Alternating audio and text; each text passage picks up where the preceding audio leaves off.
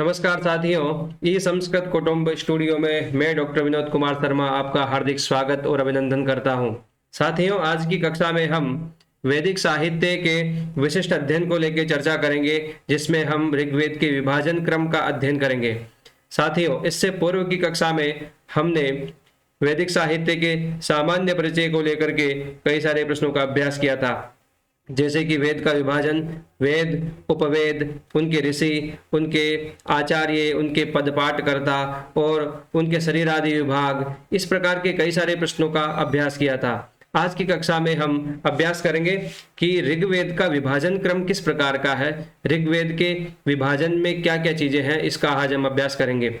साथियों, जो छात्र वैदिक साहित्य का प्रथम बार अभ्यास कर रहे हैं, पहली बार कक्षा ले रहे हैं, या फिर वो पहली बार किसी प्रतियोगिता स्पर्धा की तैयारी कर रहे हैं, उनके लिए ये जानना अत्यावश्यक है कि वैदिक साहित्य में किस किस का समावेश होता है। वैदिक साहित्य के कुछ भाग तय है, जिस प्रकार के उपनिषद ग्रंथ होते हैं, आरण्य ग्रंथ होते हैं, ब्राह्मण ग्रंथ होते हैं, वेदों की शाखाएं होती है, वेदों के मंडल होते हैं, उनमें मंत्र होते हैं, ऋचाएं होती है, ऋषि होते हैं, उनके शरीरादि विभाग होते हैं, उनके अंग होते हैं। इस प्रकार के कई सारे विषय वैदिक साहित्य के अंतर्गत समाविष्ट होते हैं।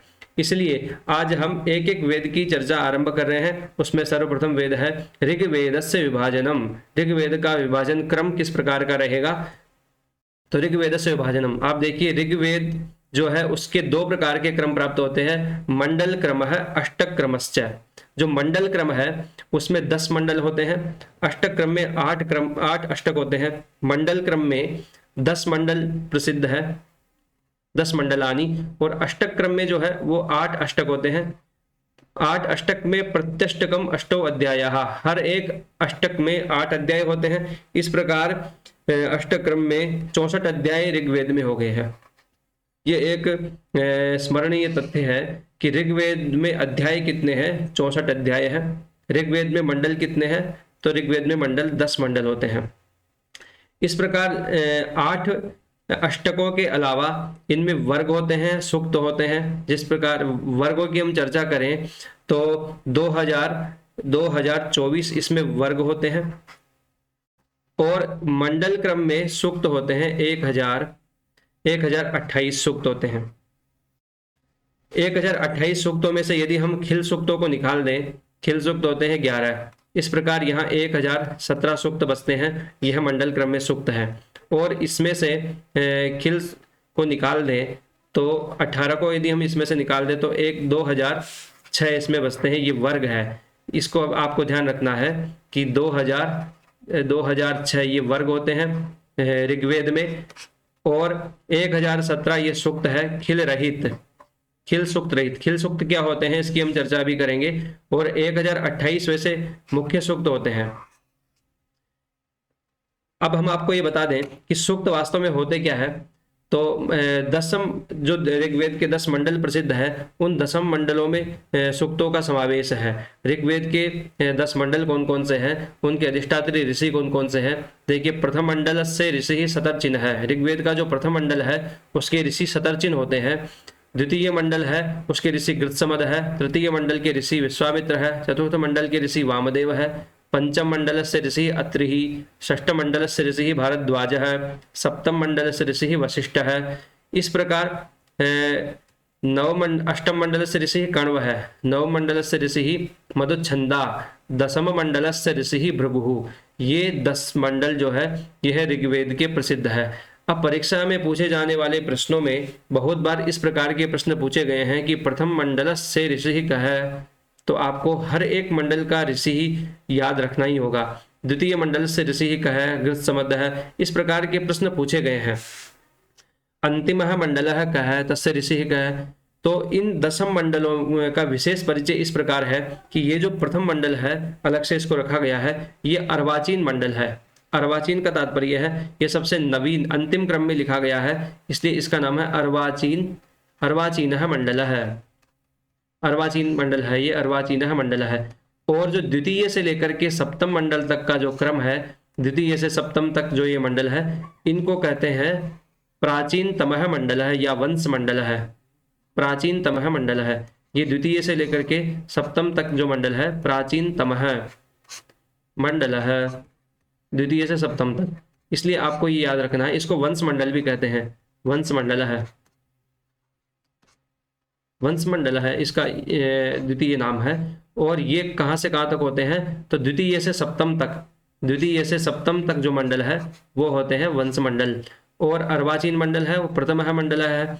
उसके बाद में जो अष्टम मंडल है, अष्टम मंडल यह है, इसको कहते हैं खिल मंडल। अष्टम मंडल का जो अन्य नाम है खिल, खिल का अर्थ होता है अवशिष्ट। और इसमें जो सूक्त आएंगे वह खिल सूक्त कहलाएंगे। ये हमने अभी आपको बताया था कि खिल सूक्त भी होते हैं। खिल सूक्त का अर्थ होता है खिल मंडल है, इसका नाम है खिल मंडल है। इसका अर्थ होता है अवशिष्ट है मंडल है, यानी कि अवशिष्ट है ये। तो इसमें जिन सूक्तों का समावेश है वह खिल सूक्त कहलाते हैं।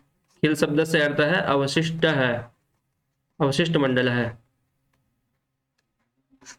और खिल, इसमें क्या आते हैं, खिल सूक्त आते हैं। इसके अलावा ये जो नव मंडल और दशम मंडल है, नव मंडल की जो परिभाषा, विशेष परिभाषा है वह पवमान मंडल है।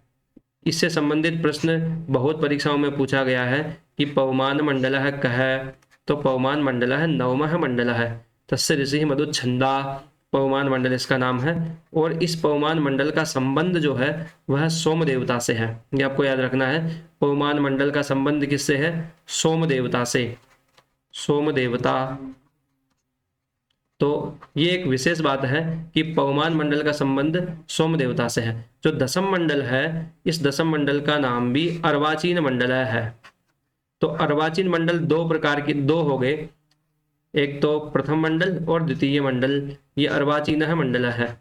और प्राचीनतम मंडल है, द्वितीय से लेकर के सप्तम तक जो मंडल है वो सबसे पुराने मंडल है, जिसका नाम वंश मंडल है। नव मंडल का जो नाम है वो पवमान मंडल है। और अष्टम मंडल को खिल मंडल भी कहते हैं। अब हम पिछले स्लाइड में चलते हैं कि ये जो था अर्वाचीन मंडल, ये प्रथम मंडल हो गया, अर्वाचीन मंडल प्रथम मंडल है। इसके अलावा जो दशम मंडल है वह भी अर्वाचीन ही है। द्वितीय से सप्तम तक वंश मंडल है, अष्टम मंडल का नाम खिल मंडल है और नवम पवमान मंडल है। इसलिए हमें ये बात ध्यान रखनी है कि अष्टम मंडल में आने वाले सूक्तों को खिल सूक्त कहते हैं। इन खिल सूक्तों को जब मुख्य सूक्तों से निकाल दिया जाता है, जैसे खिल सूक्त कितने हैं, तो 11 सूक्त है खिल सूक्त। इन 11 सूक्तों को जब 128 से हम बाकी निकालते हैं तो 1017 सूक्त बचते हैं। तो ऐसे प्रश्न भी परीक्षा में पूछते हैं कि ऋग्वेदे सूक्त संज्ञा कति, तो ऋग्वेदे 1000 सूक्ताः। अगर विकल्प में 1028 भी है, 1017 भी है तो प्रश्न गलत है, या तो 1028 होगा या 1017 होगा, क्योंकि ये जो सूक्त है ये खिल है। इन खिल सूक्तों को जब 1028 से बाकी निकालते हैं तो 1017 सूक्त बचते हैं खिल सूक्ताः। इसलिए, और वर्ग कितने हैं, 2024 वर्ग है, लेकिन जब उसमें से 18 सूक्तों को बाकी निकालते हैं तो 2006 वर्ग बचते हैं। इसलिए अब एक बार हम पुनर्अभ्यास इनका करते हैं। मंडल क्रम है, अष्टक क्रम है, 2 प्रकार के ऋग्वेद के क्रम प्राप्त होते हैं। इन दोनों क्रमों में मंडल क्रम में 10 मंडल होते हैं। 10 मंडलों में 10 मंडलों के ऋषि अलग अलग होते हैं। और दशम मंडलों में प्रथम जो मंडल है वह अर्वाचीन मंडल है। इसी प्रकार द्वितीय से लेकर के जो सप्तम मंडल तक है उसका नाम वंश मंडल है, वह प्राचीनतम मंडल होता है। इसके अलावा अष्टम मंडल का नाम खिल मंडल है, नव मंडल का नाम पवमान मंडल है, और जो दशम मंडल है वह भी अर्वाचीन मंडल होता है। अष्टक क्रम में है 8 अध्याय, 8 अष्टक होते हैं, प्रति अष्टक में 8 अध्याय होते हैं। इस प्रकार 64 अध्याय ये हो गए ऋग्वेद में। ऋग्वेद में अध्याय कितने हैं, यदि इस प्रकार का प्रश्न पूछा जाता है तो ऋग्वेद में जो अध्याय है वह 64 अध्याय है। इन 64 अध्यायों में वर्ग कितने हैं, इस प्रकार का प्रश्न होने पर 2024 वर्ग होते हैं, 2024 वर्ग होते हैं। ये अध्याय है, अध्यायाः 64 अध्यायाः, ये ऋग्वेद में अध्याय हो गए। और इसके बाद में जो वर्ग है, ये ऋषि है मंडलों के। वर्ग कौन कौन से हैं देखिए, तो वर्ग 2024 2024 वर्ग होते हैं ऋग्वेद में। ऋग्वेदे वर्गाः 2024, ऋग्वेदे वर्गाः 2024 है। उसमें से जब खिल सूक्तों को जब निकाल देते हैं, 2024 में से जब 18 को बाकी निकालते हैं तो 2006 ये शुद्ध बचता है। ये 2006 वर्ग है ऋग्वेद में, ये आपको ध्यान रखना है। इस प्रकार अग्रिम क्रम में जब हम देखेंगे कि ऋग्वेद की शाखाएं कितनी है, तो क्योंकि शाखाएं से संबंधित प्रश्न भी पूछे जाते हैं। शाखा एक प्रकार की अध्ययन से रिलेटेड कक्षाएं होती है वेदों की। तो ये शाखाएं जो है ये कुल परंपरा से या गोत्र परंपरा से चली आ रही है ऋषियों की, इसलिए इन शाखाओं का नाम जानना भी अत्यावश्यक है, इनकी संख्या जानना अत्यावश्यक है। कितनी कितनी शाखाएं हैं इस विषय में भिन्न भिन्न मत भी प्राप्त होते हैं। जैसे पतंजलि के मत प्राप्त होते हैं महाभाष्य में। पतंजलि सभी वेदों की शाखाओं की संख्या बताते हैं। जैसे ऋग्वेद की शाखाओं के विषय में जो पतंजलि का प्रसिद्ध मत है वह एकविंशतिधा बाहवृचम। बाहवृचम जो है वह 21 प्रकार का है। बाहवृचम किसे कहते हैं? बहव्यः ऋचः सन्ति यस्मिन्, जिसमें बहुत सारी ऋचाओं का समावेश है, उसे बाहवृचे कहते हैं। बाहवृचे शब्द से अर्थ है ऋग्वेद है। ऋग्वेद है, ऋग्वेद में कितनी शाखाएं हैं? तो 21 शाखा, 21 शाखाएं ऋग्वेद में है।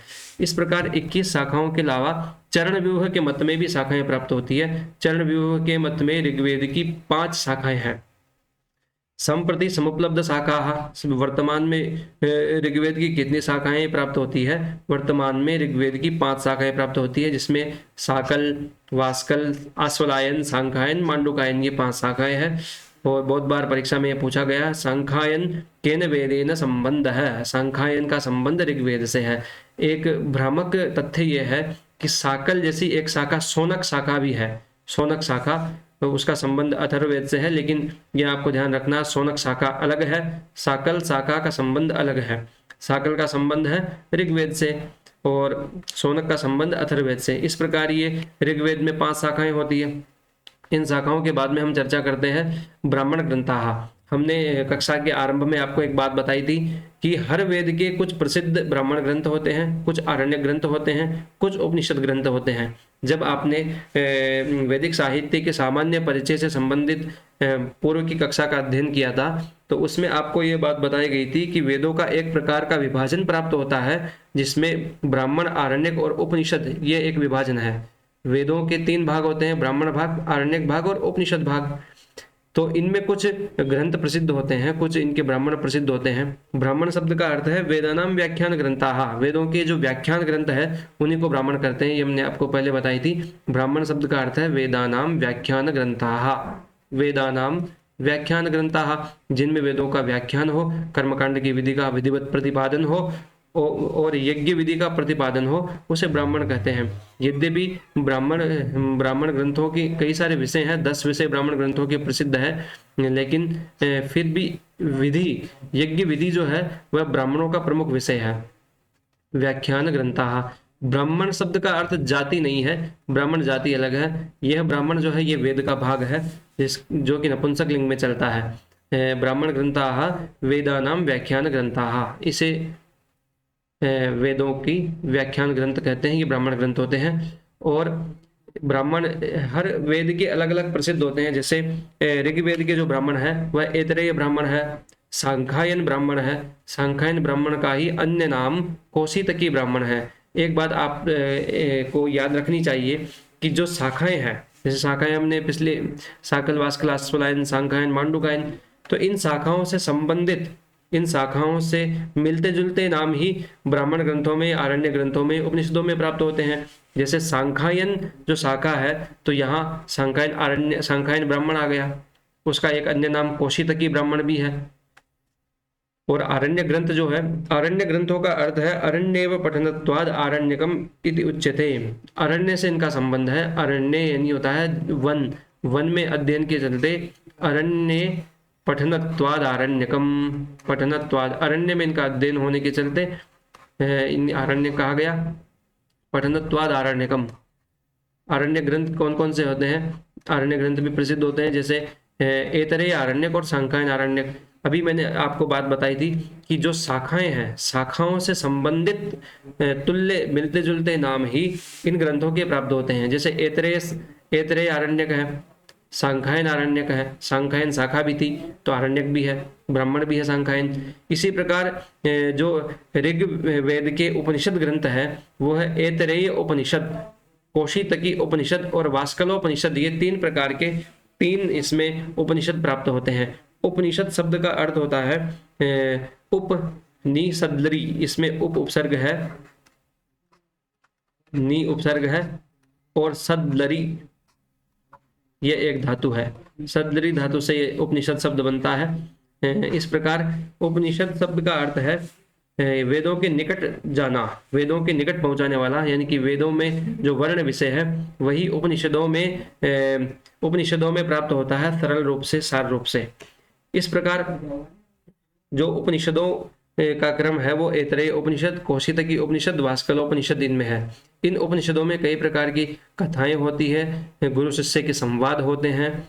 उन संवाद के माध्यम से वर्ण विषय को, वेद के प्रतिपाद्य विषय को पाठक तक या साधक तक पहुंचाया जाता है। इस प्रकार यह वेदों के ब्राह्मण, ऋग्वेद के ब्राह्मण, आरण्यक और उपनिषद ग्रंथ प्रसिद्ध हुए।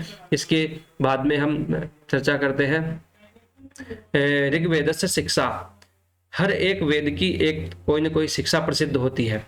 जैसे ऋग्वेद की जो शिक्षा है वह पाणिनि शिक्षा प्रसिद्ध है। ऋग्वेद की शिक्षा का नाम है पाणिनि शिक्षा।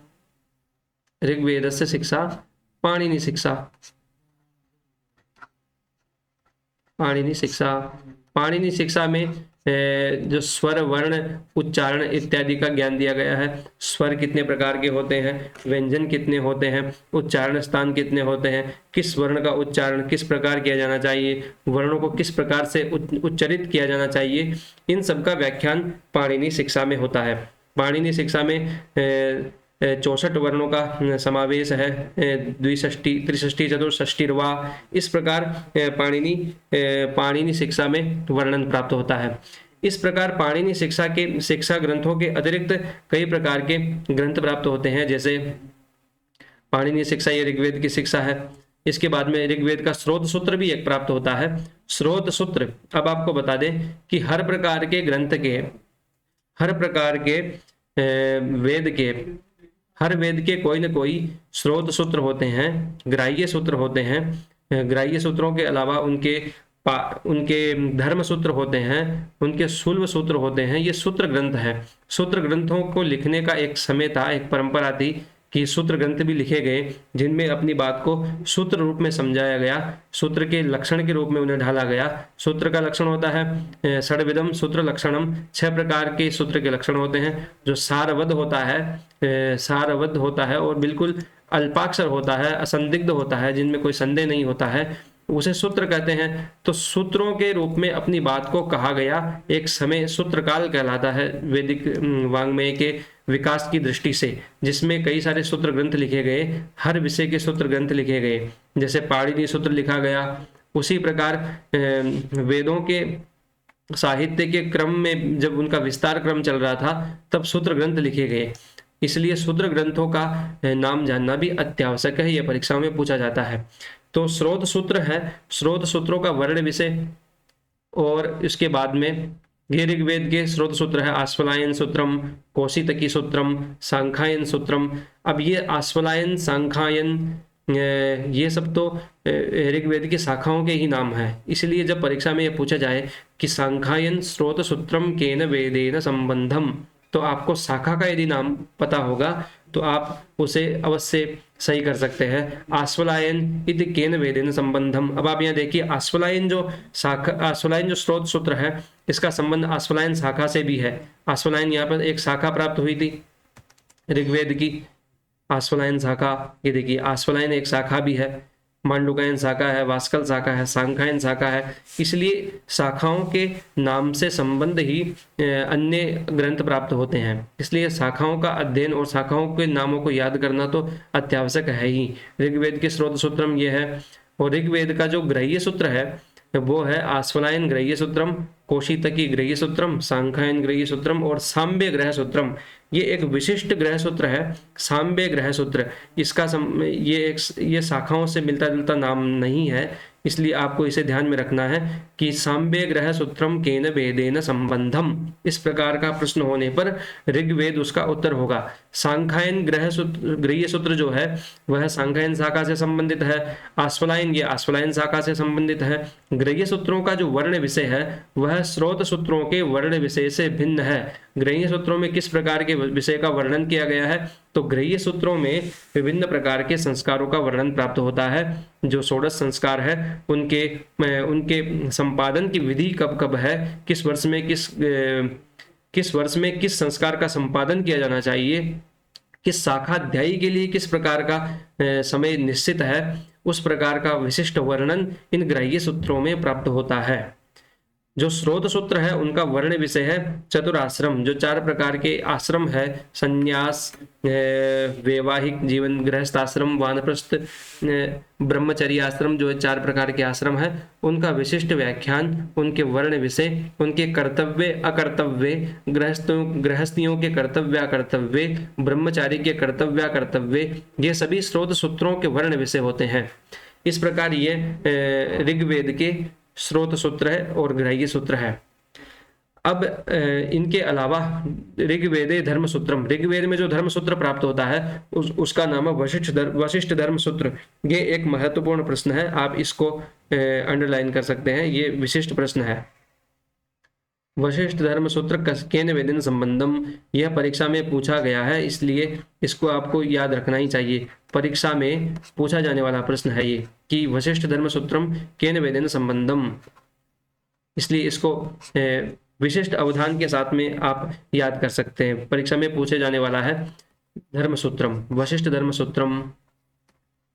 इसके अलावा धर्म सूत्रों के अलावा गृह्य सूत्र है और स्रोत सूत्र है, धर्म सूत्र है और एक होता है शुल्ब सूत्र भी होता है। शुल्ब सूत्र भी एक सूत्र ग्रंथ है जिसके अंदर यज्ञ विधियों के निर्माण से संबंधित पद्धतियां प्राप्त होती है कि किस प्रकार के यज्ञ में किस प्रकार की वेदी का निर्माण किया जाना चाहिए, वेदी का गर्त जो है वह कितना गहरा होना चाहिए, उसका ऋज्वायत विस्तार कितना होना चाहिए, वाम से दक्षिण और पूर्वा पर कितना विस्तार होना चाहिए, पूर्व दिशा किस तरफ है, दिग्ज्ञान और यज्ञ वेदियों के निर्माण से संबंधित सूत्रों का समावेश शुल्ब सूत्रों में होता है, जो कि गणित की प्रक्रियाओं से और रेखा गणित से संबंधित एक विषय है।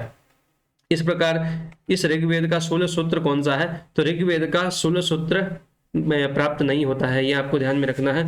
ऋग्वेद से शुल्ब सूत्रम नास्तेव, ऋग्वेद का शुल्ब सूत्र नहीं है। इस प्रकार शुल्ब सूत्रों का वर्ण विषय आप समझ ही गए होंगे।